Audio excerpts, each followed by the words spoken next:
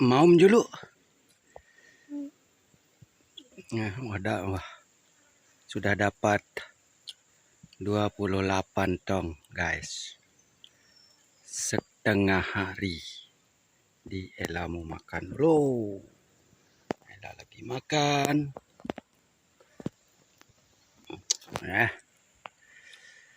Apa kandung? Terong. Terong. Makan lauk sambal terong. Nah, oke guys.